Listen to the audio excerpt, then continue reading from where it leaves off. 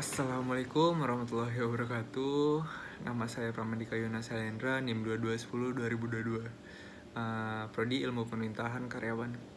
Pada kesempatan kali ini saya akan menjelaskan tentang tantangan penerapan atau implementasi dari teknologi pemerintahan atau e-government.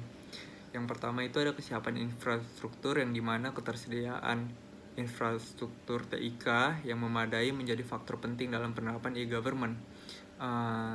Itu menjadi salah satu kendala dikarenakan ada beberapa daerah di Indonesia yang masih terbatas untuk mengaksesnya. Contohnya seperti infrastruktur telekomunikasi dan akses internet. Itu.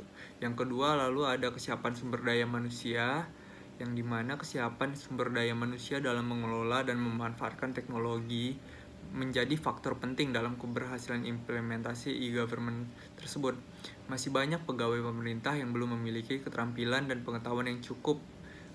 Itu contohnya kesadaran akan pentingnya penerapan e-government, lalu kurangnya jumlah sumber daya manusia yang terampil.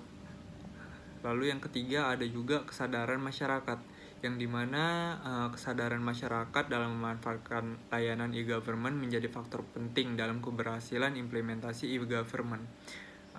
Namun masih banyak masyarakat yang belum memiliki akses atau pengetahuan yang cukup dalam penggunaan teknologi tersebut. Itu contohnya seperti keterbatasan akses, lalu ada juga kesulitan dalam penggunaan teknologi, lalu ada juga ketidakpastian dan kurangnya kesadaran dari masyarakat tersebut. Lalu yang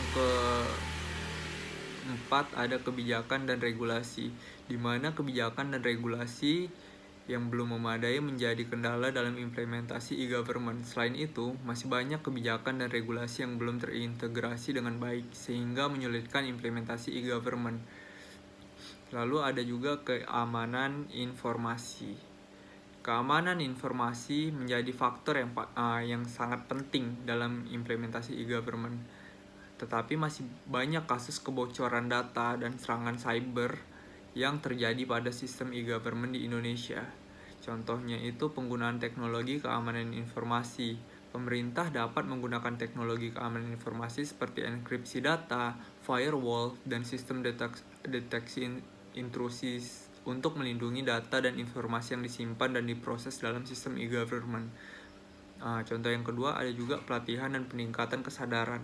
Yang ketiga, pengawasan dan audit. Itu seperti pemerintah dapat melakukan pengawasan dan audit terhadap sistem e-government secara berkala untuk memastikan bahwa sistem tersebut aman dan terlindungi dari ancaman keamanan informasi atau cybercrime. Lalu ada juga hal